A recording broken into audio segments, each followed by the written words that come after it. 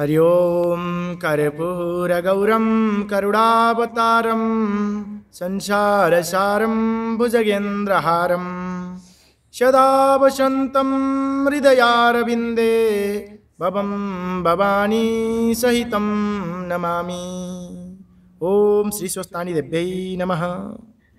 सम्पूर्ण उपस्थित पोखरा चिसाखोला वेद विद्याश्रमका बटुक भाइहरू, साथमा यति बेला प्रत्यक्ष रूपमा जोडिनुभएका युट्युब मार्फत ओमकार सन्देश र जिजिटिभी नेपाल मार्फत जोडिनुभएका दर्शक मित्र र टेलिभिजनमा साझा टेलिभिजन एचडी मार्फत हेर्दै सुन्दै गर्नुभएका दर्शक मित्रहरू, हामीले यहाँहरूलाई दैनिक रूपमा यसरी नै यो महिनाभरि नै श्री स्वस्तानी महिमा वर्णन सुनाउँदै आइरहेका छौँ।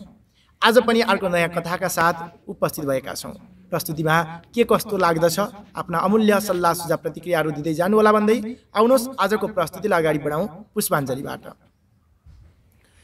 ओम यं ब्रह्मा वरुणेन्द्र रुद्र मरुतः स्तुनुवन्ति दिव्यैस्तवैर् वेदैः साङ्गपदक्रमोपनिषदैर् गायन्ति यं सामगाः ध्यानावस्थित तद्गतेन मनसा पश्यन्ति यं योगिनो यस्यान्तं न विदुषुरासुरगणा देवाय तस्मै नमः। श्रीमच्चन्दनचर्चितो जलवपो शुक्लाम्बरा मल्लिका मालालङ्कृतकुण्डला पविलसन् मुक्तावली शोभिता सर्वज्ञाननिदान पुस्तकधरा रुद्राक्षमालाधरा वाग्देवी वदनाम्बुजे वसतु मे त्रैलोक्यमाता चिरं मुखं करोति वाचालं पङ्गुं लङ्घयते गिरिं यत्कृपातमहं वन्दे परमानन्दमाधवं। नमो भगवते तस्मै व्यासाय अमिततेजसे यस्य प्रसादात् वचामि नारायणकथामिमं। नारायणं नमस्कृत्यं नरं चैव नरोत्तमं देवीं सरस्वतीं व्यासं ततो जयमुदीरयेत्। देवीं सरस्वतीं व्यासं ततो जयमुदीरयेत्। श्री स्वस्तानी माता को अथ नवमोऽध्यायः। कुमारजी आज्ञा गर्नुहुन्छ अगस्त्य मुनि। त्यसपछि इन्द्रादि समस्त देवताहरू महादेवले सतीदेवीलाई त्यसरी पीठमा बोकेर पृथ्वी भ्रमण गरेर हिँडेको देखि वैकुण्ठ गएर विष्णु भगवानसित बिन्ती गरे। हे परमेश्वर, महादेवले शोक गरेको देखेर दुखी नहुने यो समस्त ब्रह्माण्डमा एउटा जीव पनि पाइने छैनन्। हजुरले यो ब्रह्माण्डको रचना गर्ने र शिवजीले रक्षा गर्ने हो। हजुर दुईले नगरे विश्वको सुरक्षा अरू कसले गर्ला। यस बखत शिवजी दक्षको यज्ञबाट सतीदेवीलाई पीठमा बोकेर पृथ्वी भ्रमण गरिरहेका छन्। जबसम्म सतीदेवीको मृतदेह रहला तबसम्म शिवजी भ्रमण गरि नै रहनेछन्। अब हजुरको मायाले माका र झिँगा सृष्टि गरी औँसा वा किरा पारी सतीदेवीको अङ्ग गलाएर पतन गराइदिनुहोस्। यस्तो सकल देवताको बिन्ती सुनि विष्णु भगवान आज्ञा गर्नुहुन्छ। हे देवता हो, तिमीहरूको कल्याणका लागि म आफ्नो मायाले झिँगा उत्पन्न गरी औँसा पारी सतीको देह गलाई पतन गराउँला। यसमा शङ्का नगरे।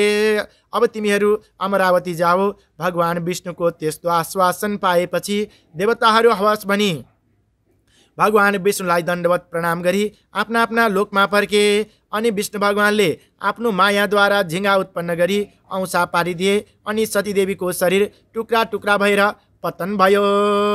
जहाँ जहाँ अङ्ग पतन भयो त्यहाँ त्यहाँ एक एक पीठ उत्पन्न भयो। त्यही त्यही ब्रह्माजीले एक एक स्वयम्भू लिङ्ग उत्पन्न गराए। सबभन्दा पहिले नेपालमा गुह्य पतन भयो। विष्णुजीको मायाद्वारा झिँगा बनी गए। विष्णुजीका मायाद्वारा झिँगा बनी गए। नेपालमा सर्वप्रथम गुह्य पतन भए। सती प्रथम अङ्ग नेपालमा पतन। सती प्रथम अङ्ग नेपालमा पतन। सती प्रथम अङ्ग नेपालमा पतन।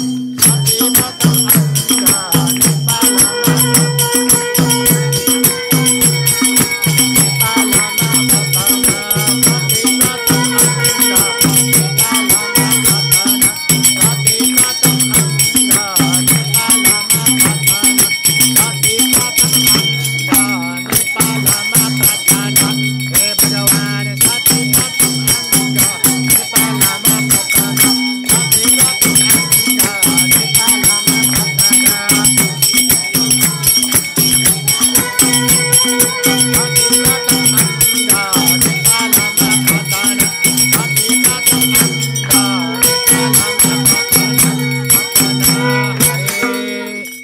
त्यसपछि नेपाल पीठ गुह्येश्वरी देवी चन्द्रघण्टा योगिनी सिद्धेश्वर महादेव उत्पन्न भए शिवशक्ति स्वरूपले रहे। त्यस पुण्यभूमिमा इन्द्रादि देवताई तपस्या गरे। ईश्वरी प्रसन्न भई सत्य त्रेता द्वापर र कली यी चारै युगमा देवताकै नामले प्रख्यात भए भनी वरदान दिइन्। फेरि वाराणसीमा शिरपतन भयो। वाराणसी पीठ विशालाक्षी देवी सङ्कटा योगिनी विश्वेश्वर महादेव उत्पन्न भए शिवशक्ति स्वरूपले रहे। त्यस मोक्षभूमिमा गन्धर्वहरू आई नाचगानद्वारा तपस्या गरे। ईश्वरी प्रसन्न भई वाक्य सिद्धि होस् भन्ने वरदान दिन्। फेरि त्यस्तै प्रकारबाट कामरूपमा पुग्दा छाती पतन भयो। कामरूप पीठ कामाख्या देवी कीर्ति योगिनी चक्रधरेश्वर महादेव उत्पन्न भए शिवशक्ति स्वरूपले रहे। त्यस पुण्यभूमिमा यक्षगण आई तपस्या गरे। ईश्वरी प्रसन्न भएर स्वर्ग मर्त्य पातालमा सदा यक्षगणका नामले विख्यात हुनेछौ भनी वरदान दिन्। फेरि त्यस्तै प्रकारबाट पौरबन्दमा गएर दाहिने कान पतन भयो। पौरबन्द पीठ अम्बिका देवी चन्द्रबेगा योगिनी धनेश्वर महादेव उत्पन्न भए शिवशक्ति स्वरूपले रहे। त्यस पुण्यभूमिमा दैत्यगण आई तपस्या गरे। ईश्वरी प्रसन्न भई देवगणलाई जित्न सके भनी वरदान दिन्। फेरि काश्मीरमा गई जिब्रो पतन भयो। काश्मीर पीठ शारदा देवी घोरघण्टा योगिनी श्रमधारेश्वर महादेव उत्पन्न भए शिवशक्ति स्वरूपले रहे। त्यस पुण्यभूमिमा किन्नरगण आई तपस्या गरे। ईश्वरी प्रसन्न भएर यस इच्छा सिद्धि होस् भनी वरदान दिइन्। फेरि कन्नौजमा पुगी अङ्गको छाला पतन भयो। कन्याकुब्ज पीठ सपला देवी झङ्केश्वरी योगिनी र दुग्धेश्वर महादेव उत्पन्न भए शिवशक्ति स्वरूपले रहे। त्यस सिद्धभूमिमा रावण आई तपस्या गर्यो। ईश्वरी प्रसन्न भई देवलोक जित्न सकेस् भनी वरदान दिइन्। फेरि पूर्णगिरीमा गई बायाँ कान पतन भयो। पूर्णगिरी पीठ पूर्णा देवी कपाल कुण्डला योगिनी र चन्द्रेश्वर महादेव उत्पन्न भए शिवशक्ति स्वरूपले रहे। त्यस मोक्षभूमिमा गन्धर्वहरू आई नाचगान गरी तपस्या गरे। ईश्वरी प्रसन्न भई इन्द्रका सभामा नाचगान कहिल्यै नचुके भनी वरदान दिन्। फेरि अस्तातलमा गई पुग्दा दाहिने हात पतन भयो।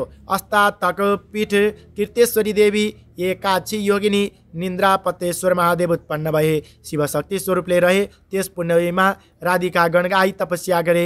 ईश्वरी प्रसन्न भई तिमीहरूको सदैव कृष्ण दाहिना अर्थात् अनुकूल रहन् भनी वरदान दिन्।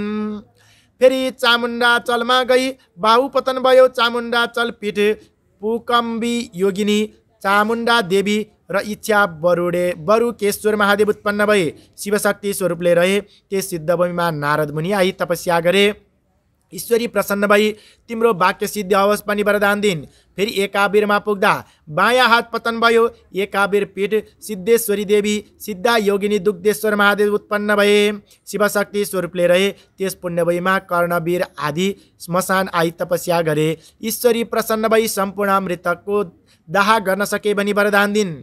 फेरि कामरोष्टमा पुग्दा घाँटी पतन भयो। कामरोष्ट पीठ कामिनी देवी महाकालेश्वर महादेव उत्पन्न भए शिवशक्ति स्वरूपले रहे। त्यस सिद्धभूमिमा लक्ष्मी आएर तपस्या गरिन्। ईश्वरी प्रसन्न भई सृष्टि स्थान हुन सके भनी वरदान दिन्। फेरि त्यस्तै प्रकारबाट त्रिश्वेतमा पुग्दा मलद्वार पतन भयो। त्रिश्वेत पीठ महाकालेश्वरी देवी विकट दन्ता योगिनी त्रिपुरेश्वर महादेव उत्पन्न भए शिवशक्ति स्वरूपले रहे। त्यस मोक्षभूमिमा यमराज आई नाना प्रकारले पूजा सहित तपस्या गरे। ईश्वरी प्रसन्न भई ब्रह्माजीको सृष्टि संहार गर्न सके भनी वरदान दिन्। फेरि कैलाश पर्वतमा पुगेपछि दाहिने पाउ पतन भयो। कैलाश पीठ पार्वती देवी अम्बिका योगिनी विश्वेश्वर महादेव उत्पन्न भए शिवशक्ति स्वरूपले रहे। त्यस मोक्षभूमिमा ब्रह्मा आएर तपस्या स्तुति सहित तपस्या गर्दाखेरिमा ईश्वरी प्रसन्न भएर वरदान माग भनिन् र ब्रह्माले तिनै लोकमा सृष्टिकर्ता हुन पाऊँ भनी वरदान मागे। ईश्वरी प्रसन्न भई तथास्तु भनी वरदान दिइन्। फेरि भृगु क्षेत्रमा पुगी उपल्लो दाँत पतन भयो। भृगुपीठ शारदा देवी ब्रह्मदाह योगिनी सत्येश्वर महादेव उत्पन्न भए शिवशक्ति स्वरूपले रहे। त्यस सिद्धभूमिमा धर्मदत्त राजा आई तपस्या गरे। ईश्वरी प्रसन्न भई तिमीलाई कसैले जित्न नसकुन् भनी वरदान दिन्। फेरि चन्द्रपुरमा गएर दक्षिण नेत्रपतन भयो। चन्द्रपुर पीठ चन्द्रादेवी सिद्धा योगिनी प्रकाशेश्वर महादेव उत्पन्न भए। शिवशक्ति स्वरूपले रहे त्यस पुण्यभूमिमा 10 दिक्पालाई तपस्या गरे। ईश्वरी प्रसन्न भई तिमीहरू आफ्ना आफ्ना दिक् स्थितिमा रहन सके भनी वरदान दिन्। फेरि केदारमा गएर देब्रे हात पतन भयो। केदार पीठ केदारेश्वरी देवी चामुण्डा योगिनी कोटेश्वर महादेव उत्पन्न भए। शिवशक्ति स्वरूपले रहे त्यस सिद्धभूमिमा 11 रुद्र आई तपस्या गरे।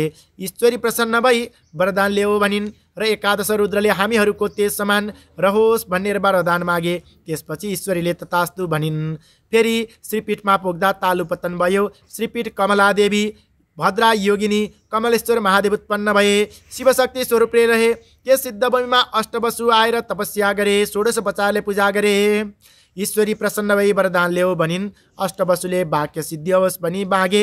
ईश्वरीले तथास्तु भनिन्। फेरि एकावीरमा पुग्दा नाभि पतन भयो। एकावीर पीठ एकवीरा देवी गोरक्षा योगिनी हाटकेश्वर महादेव उत्पन्न भए। शिवशक्ति स्वरूपले रहे त्यस पुण्यभूमिमा नागहरू आएर तपस्या गरे। नाना माडी मरिक्य चढाए। त्यसबाट ईश्वरी प्रसन्न भई वरदान ल्याऊ भनिन्। नागहरूले सप्त पातालको अधिपतित्व प्राप्त होस् भनी वरदान मागे। त्यसपछि ईश्वरीले तथास्तु भनिन्। फेरि जालन्धरमा पुगेर तल्लो ओठ पतन भयो। जालन्धर पीठ जालपा देवी ज्वालामुखी योगिनी पिशाचेश्वर महादेव उत्पन्न भए। शिवशक्ति स्वरूपले रहे त्यस सिद्धभूमिमा कामधेनु गाई तपस्या गरे। नित्य दूध अर्पण गरी तपस्या गरे। यस प्रकारबाट ईश्वरी प्रसन्न भई वरदान ल्याऊ भनिन्। कामधेनुले मेरो दूध दही घिउ मलमूत्र सधैँ पवित्र मानियोस् भनेर वरदान मागिन्। कामधेनु गाई तपस्यामा रमाई।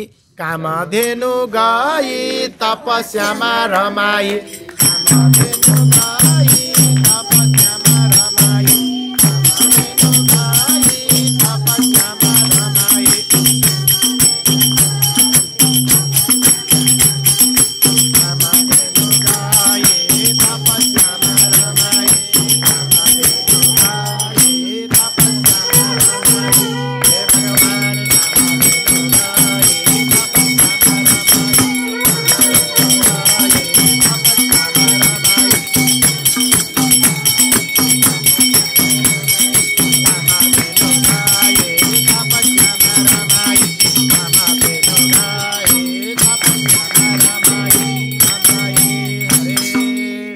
यस्तै प्रकारबाट फेरि कुशलान्तमा पुगेर कपालका केश पतन भए।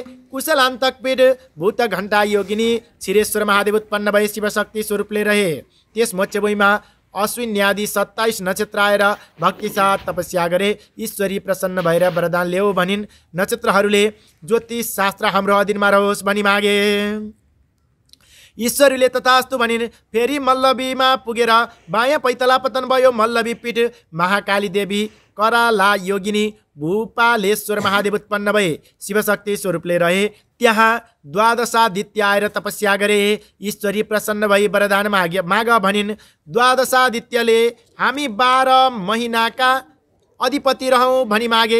ईश्वरीले तथास्तु भनी वरदान दिइन्। फेरि देवकोटमा पुगेर बायाँ घुँडा पतन भयो। देवकोट पीठ भद्राक्षी देवी ललिता योगिनी र मातेश्वर महादेव उत्पन्न भए। शिवशक्ति स्वरूपले रहे त्यस पुण्यभूमिमा मेष आदि 12 राशि आएर तपस्या गरे। ईश्वरी प्रसन्न भई वरदान माग भनिन्। राशिहरूले मनुष्यहरू हाम्रा अधीनमा रहन् भनेर मागे। ईश्वरीले तथास्तु भनी वरदान दिइन्। फेरि गोकर्णमा पुगेर बायाँ कान पतन भयो। गोकर्ण पीठ भैरवी देवी एक जङ्गा योगिनी योगेश्वर महादेव उत्पन्न भए। शिवशक्ति स्वरूपले रहे त्यस सिद्धभूमिमा विष्कुम्भ आदि योगहरूले ठुलो कष्ट सहेर तपस्या गरे। ईश्वरी प्रसन्न भएर वरदान ल्याऊ भनिन्। ती योगहरूले ज्योतिष शास्त्र हाम्रा अधीनमा रहन् भनी मागे। ईश्वरीले त्यो पनि तथास्तु भनेर भनिन्। फेरि अट्टहासमा पुगेर तल्ला दाँतहरू पतन भए। अट्टहास पीठ भ्रामरी देवी शङ्कदरा योगिनी शतभूतेश्वर महादेव उत्पन्न भए। शिवशक्ति स्वरूपले रहे त्यस सिद्धभूमिमा बागमती आदि नदीहरू आएर तपस्या गरे। जल चढाए भक्तिपूर्वक बसिरहे। त्यस प्रकारबाट ईश्वरी प्रसन्न भई वरदान माग भनिन् र बागमती आदि नदीहरूले हामीमा भुक्ति मुक्ति दिने अधिकार होस् भनेर मागे। ईश्वरीले तथास्तु भनेर वरदान दिन्। फेरि मातुलेश्वरमा पुगेर दाहिने स्तन पतन भयो। मातुलेश्वर पीठ योगेश्वरी देवी, पिङ्गला योगिनी, बुध राधेश्वर महादेव उत्पन्न भए। शिवशक्ति स्वरूपले रहे त्यस पुण्य भूमिमा कश्यपादि ऋषिहरूले तपस्या गरे। ईश्वरी प्रसन्न भई वरदान ल्याऊ भनिन्। ती ऋषिहरूले चारै वेद हाम्रा अधीनमा रहन् भनी मागे। ईश्वरीले तथास्तु भनिन्। फेरि विश्वमा पुगी बायाँ स्तन पतन भयो। विश्वपीठ भुवनेश्वरी देवी, भुवना योगिनी, कृष्ण वर्णेश्वर महादेव उत्पन्न भए। शिवशक्ति स्वरूपले रहे त्यो सिद्ध भूमिमा श्रीकृष्ण आएर तपस्या गरे। ईश्वरी प्रसन्न भएर वरदान माग भनिन्। श्रीकृष्णले तिनै लोकका स्त्रीहरू मलाई देखेर मोहित हुन् भनी मागे। इति श्री स्कंद पुराणे केदारखण्डे माघ महात्म्ये कुमार अगस्त संवादे श्री स्वस्तानी परमेश्वरी अमृत कथायां सती देवी अंगपतनम नाम नमोऽध्यायः। हरि हरि बोलिए श्री स्वस्तानी महिमा वर्णन को कोटि नमस्कार श्री स्वस्तानी देवीलाई, कोटि नमस्कार श्री स्वस्तानी देवीलाई।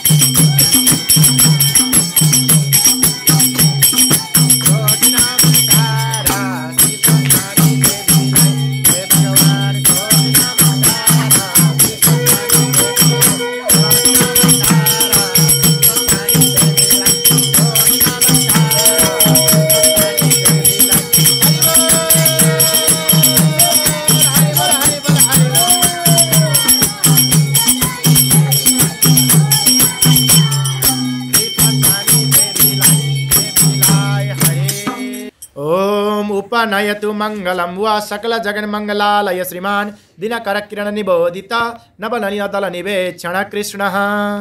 काले वर्षतु पर्जन्यः पृथ्वी सस्यशालिनी देशोऽयं क्षुभरहितो ब्राह्मणः सन्तु निर्भयः अपुत्रः पुत्रिणः सन्तु पुत्रिणः सन्तु पौत्रिणः निर्धनाः सदनाः सन्तु जीवन्तु शरदां शतं। तत्रैव गंगा यमुना च तत्र गोदावरी सिन्धु सरस्वती च तीर्थानि सर्वाणि वसन्ति तत्र यत्राचितोद्धार कथा प्रसंग। या कुन्देन्दु तुषारहारधवला या शुभ्रवस्त्रावृता या वीणा वरदण्ड मण्डितकरा या श्वेत पद्मासना या ब्रह्माच्युत शंकरा प्रभृतिभिर्देवैः सदा वन्दिता सा मां पातु सरस्वती भगवती निशेष जाड्यापहा। कायेन वाचा मनसेन्द्रियर्वा बुद्ध्यात्मना वा प्रकृति स्वभावात् करोमि यद्य सकलं परस्मै नारायणायति समर्पयेतद् नारायणायति समर्पयेतद्। मंत्र पुष्पांजलिं समर्पयामि। श्री स्वस्तानी देव्यै नमः।